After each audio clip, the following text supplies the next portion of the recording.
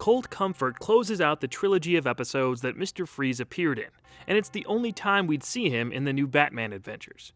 There are some wrinkles to his place in this continuity, but we'll cover that in a few minutes. Following Heart of Ice and the recently discussed Deep Freeze, this one clearly lacks a lot of what made those first two work so well. But what exactly is missing? Let's heat this iceberg up and find out. Nora Freeze was revived some time ago, but her loyal husband, Victor, never once came to visit. Eventually, she had to move on, marrying her doctor and leaving Gotham City. Now, Mr. Freeze is once again up to no good. However, this time, there's no clear motivation for his crimes. He destroys the life's work of Dr. Margaret Madsen, who over 30 years had gathered an entire set of fully constructed Ultrasaurus bones. Later, he obliterates a massive painting by aging artist Giuseppe Bianchi called Twilight in Gotham. It took Bianchi years to create. The theme here seemed to be Freeze decimating what means the most to people. He didn't gain anything by perpetrating these acts and never robbed anyone or anything while committing them. Next up on Freeze's list is Bruce Wayne. As my father once told me, those who have the most must give the most.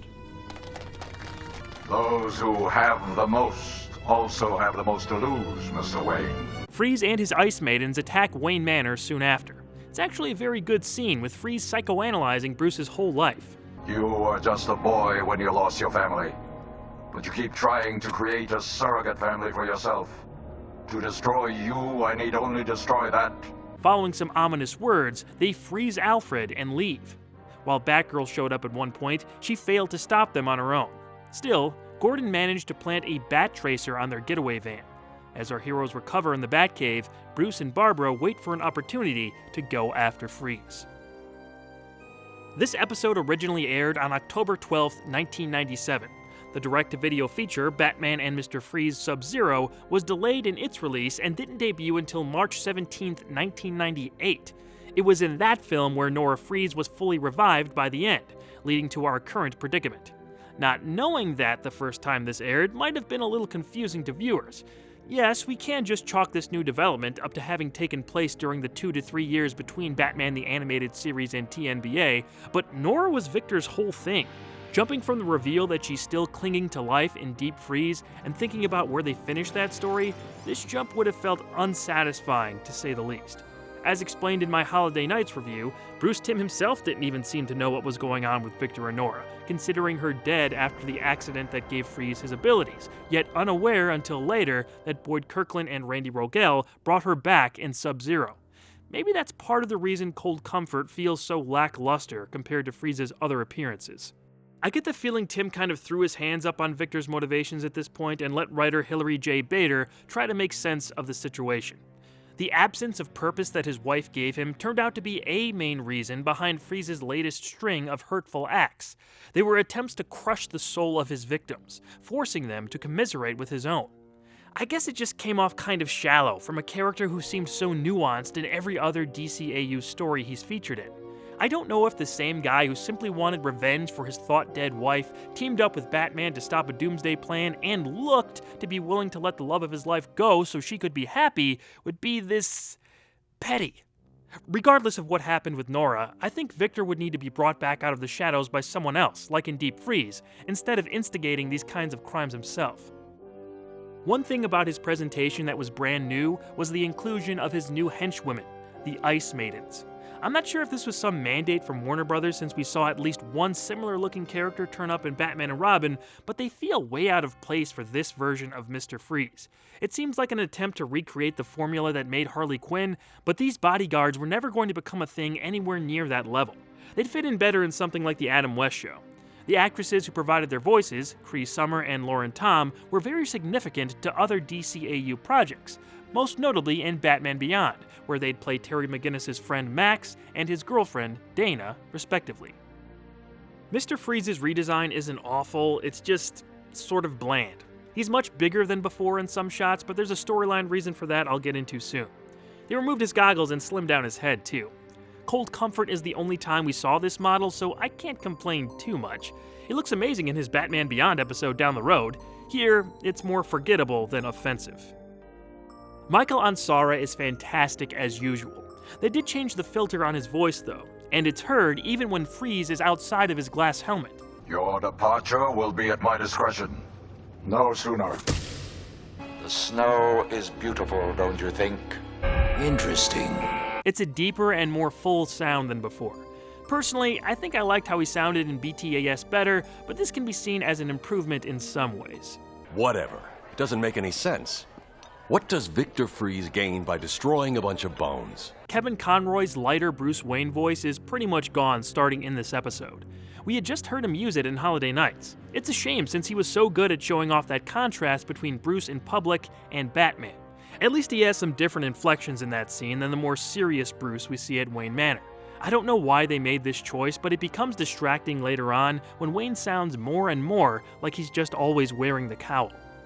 No matter what voice he was doing, Conroy was always great in attention-grabbing and subtle ways.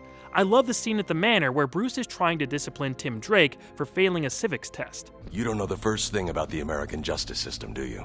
I know it's bogus. And how did you come to that well-thought-out conclusion? Watching you. You don't exactly follow the rules of due process. How did you do on your math test? What a clever little moment. This shows off how savvy Drake really was, even when compared to Gordon and Grayson. Ultimately, Bruce and Barbara are able to locate Freeze and ride off in the severely downgraded-looking Batmobile, leaving Tim Drake to take care of Alfred in his ice-melting chemical bath. The Bat People find Freeze's hideout at an abandoned meatpacking plant, where they discover kidnapped doctors kept by the escaped Arkham inmate. Before the docs can say why, they're all caught by the Ice Maidens. This is when we see what's left of Victor Freeze. Oh my god. Mr. Freeze is now a bodiless head, moving around on insect-like mechanical legs. He explains the accident that created him has taken its toll and deteriorated his mortal coil. He enlisted the help of the doctors when he found out what was happening, but all that was left salvageable and undamaged was his head and neck. The body Freeze was seen in earlier is a robotic one. This is why he could never bring himself to visit his revived wife Nora, and this is why he's been targeting people with the most to lose. There's no hope for me, or you, or your city. Everyone's going to feel my loss. Looking to punish Batman next, Victor says he's going to destroy what the Dark Knight cares about most, Gotham itself. Through the dropping of a reverse fusion bomb in the heart of the city, Freeze plans to blanket everything within 10 miles in white, silent death. Batman and Batgirl are able to fight off the Ice Maidens guarding them as Bruce boards the helicopter Freeze aims to release the bomb from.